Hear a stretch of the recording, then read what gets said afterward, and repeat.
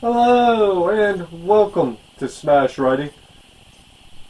We are almost at the end of the movie series. So I've been really dreading covering this entry, Jigsaw number 8. I have tempted to let Wesker here cover it for me. I don't want to cover it. I don't think he wants to cover it either. He's upset I turned off his show so I can watch this movie.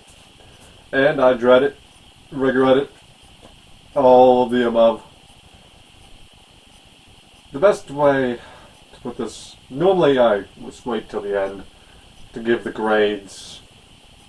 I'm going to save you a bit of time, just in case you really like this movie and you don't want to hear someone bad-mouthing a movie you enjoy. This is an F-tier movie for me. I did not enjoy this one bit. Let's get into it. Let's get it over with. We open to a high-speed chase. This guy, his name is Edgar, has a bomb trigger taped to his hand. Cops track him down, and Detective Henry shows up.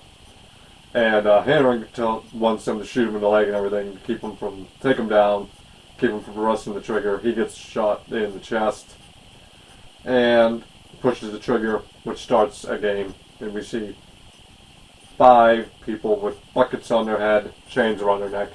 They start getting dragged toward these running saws. Except for one guy doesn't wake up. There's one woman who figures it out. You have to sacrifice a bit of blood. And she cuts herself on the arm. She's running around trying to save everyone. Which is a really refreshing thing to see for a change. Someone trying to be selfless here. One guy doesn't wake up in time. They're still connected to the chains, but a door opens up and they're able to go through the door. And we jump back to Hanneran, who's found a body with a bucket on his head. And they crack it up and they see a bludgeoned head, and we meet the coroner and his assistant. It's Logan's coroner. The assistant is Eleanor.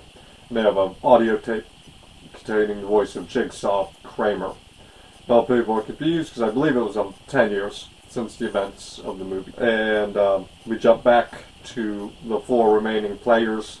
The Billy Doll shows up with a little thing on it that says "Confess your sins." They start getting pulled. The one on the end manages to swing over enough to take the envelope and get it to tape recording, and it stops him from being pulled. And there's the tape that says, "Confess your sins, it's for the blonde woman." And what is a life worth to you? And there's 4 syringes, one of which will cure her from the poison that's in her veins. Another one is acid, and the other one is saline. And she recognizes the number 355, $3.55. She was a purse snatcher. She robbed a purse from this woman who went into an asthma attack. And she saw her, and she didn't go save her. She didn't return the inhaler to her, and the woman died. So we all know $3.55 is the answer, so the syringe marked 355. Take that one. She doesn't take that one. Everyone's yelling at her to take one because now their time is running up and they're all now being hung from the chains that are around their neck. Instead of injecting her with that 355 one that they know is the answer, they just stabs her with all 3 of them, and her face melts from the acid, but they're free of the chains finally. And we jump back to Hanneran, who's investigating, and I don't think they got the body quite yet, but they got it narrowed down. They're suspecting it is the assistant, Eleanor, because she's a bit out there, and then they find out that she is a member of a Kramer fan site, and she frequents often enough. Back with the 3 remaining players now. The one guy, his name is Ryan. He sees a big door. He tries to go through it, which is obviously rigged. He falls through and gets his leg stuck and cut in the wire. And he has to pull the lever, which will eventually cut his leg off, but he doesn't want to do that. So Anna and the other guy go into like this barn silo thing, and it starts a game, and they start getting drowned in grain, and saws are falling down on top of them. And the only way that they're going to get free is if Ryan opens the door, but he has to, karate his leg off. Which he does. He sacrifices his leg to go and make the save. And back with the coroner and Hannerin and Eleanor, we find that Eleanor is a big fan of Kramer. She has actual replicas of the death traps he's made, including one that has never been seen. And she was like, well, they talked about whether or not it was a blueprint for a future one or what, if it was a fake. And it turns out it wasn't. The guy in the other guy who's a part of the three, he sold a kid a dirt bike or a motorcycle, and unbeknownst to him, unbeknownst to the buyer, the brakes were faulty, and it led to his death. And so the trap was you're being lowered in, and you'd be hacksawed, you'd be killed by the saws if the brakes, if he didn't reach down and squeeze the brakes. Meanwhile, you have the woman Anna, who's doing her damnedest to save him. Again, another really selfless act on her part. And she almost does it, but in the end, she fails to save him. Meanwhile, Hannerin, back with the detective, he's following up leads. He does not believe this is Kramer.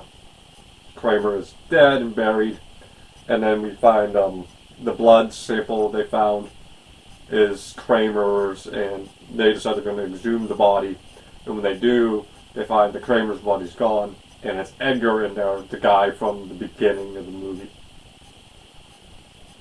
Alright, so we now have 2 remaining players. They're drugged and put into this room. Each of them are shackled by 2 pipes, because very Jigsaw-y way. And Kramer's there. And he is explaining each of their sins. Now, Anna said at the beginning it wasn't her fault what happened to her baby. Her baby's daddy, husband, boyfriend, rolled over on top of the baby and smothered the baby. And we find out what actually happened was that the baby was crying, the dad was sleeping, and the mom is having a nervous breakdown. She put the kid in the bed, and she didn't speak up. The boyfriend, baby, daddy, husband got committed, and he took himself out. Meanwhile, you had Ryan, who, when he was a teenager, got sloppy drunk, was making a scene, fell out of the convertible he was in. His friends were looking back to check on him while he was driving. They wrecked, and they perished. So, the sins are there. And Kramer loads up a shotgun and says, the keys to your escape are right in front of you. The woman who had been selfless this entire time panics, goes for the gun first, while the guy's trying to let's talk this out, we can think this through, and she goes to take him out. It backfires in her face, blowing her head off, and you see little bits of keys. The keys were in the shotgun shell, dooming him in the process of her suddenly selfish act. Meanwhile, you have Eleanor, who figured it out. She knows where the game is being played. Her and Logan are on the way. In the meantime, though, Logan had persuaded the other cop that Hannerin is the dirty one, because Hannerin suspects Logan, and Logan has got this other guy believing it's Hannerin, even putting the puzzle bits of skin that they've been cutting off in Hannerin's freezer. And Logan is on his way to the barn with Eleanor, and Hannerin is after Logan. So they're all sitting under this barn, where they are knocked out. Eleanor escapes, Logan gets knocked out, Hannerin gets knocked out by Pigman, and they wake up to have these laser cutters on each of their heads. Hannerin, being a dick, triggers the button instead of his button, though. It is Logan's button, and Logan has to confess the worst thing he's ever done. In Logan's case, he confessed that he was the doctor on Kramer's case, and he mislabeled Kramer's being healthy when it it clearly showed he had cancer, which allowed the cancer to get to the point where it was uncurable. And Hanneran, the lasers take out his head and he drops. Hanneran's confessing to being a dirty cop and doing this and doing that, and the lasers turn off. But then he looks up and he realizes there's no scorch marks on the ceiling like there was for above him, and Logan rises up. Logan is the Jigsaw killer in this movie. He goes all the way back. Now, the game we've been watching with Anna and Ryan and all of these guys, it turns out this was beyond 10 years ago. This was the first, one of his first games. Not his first game. His first game was the one who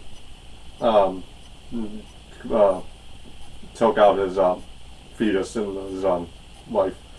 But Logan was the guy with the bucket on his head who didn't wake up, and Kramer saved him at the last moment because he decided that his transgression that got him here was not as severe as everyone else's. And he showed mercy to Logan.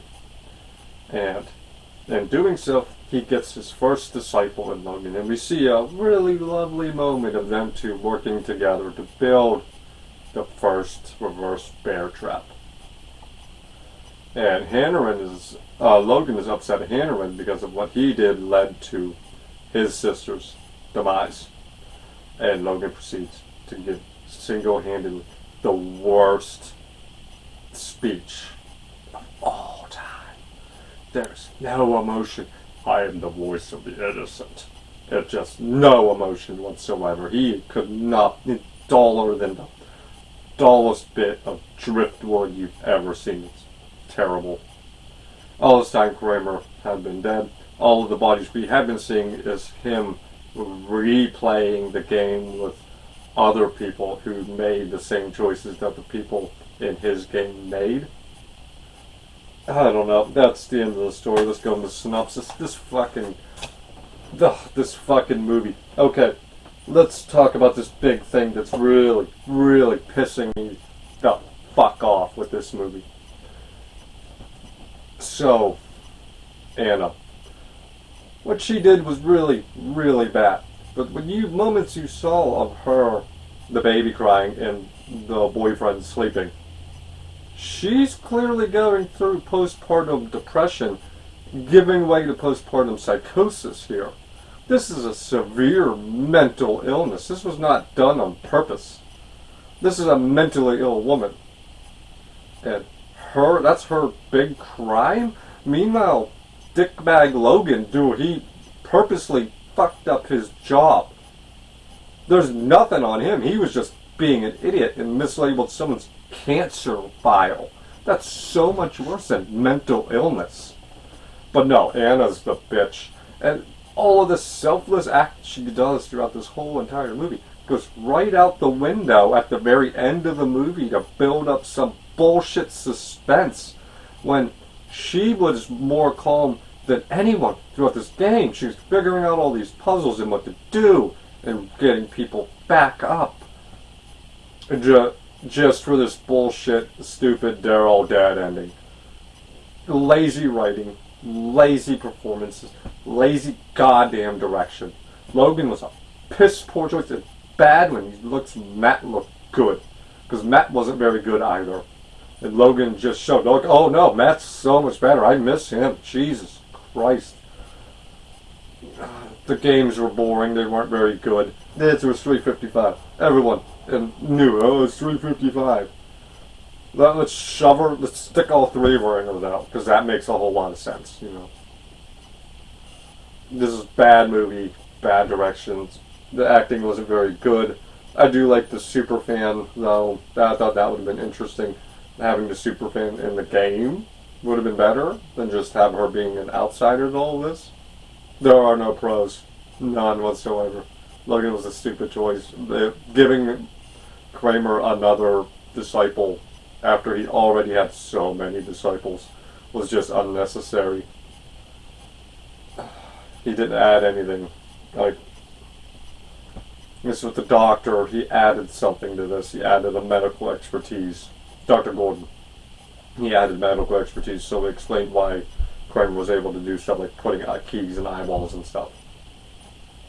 Logan added nothing. Why bother with that? There was nothing positive here, nothing good here. This is an F-tier movie. Don't just skip this movie. If you're not enjoying yourself at all with the series, do not watch Jigsaw. It's not worth your time. Just go to Spiral.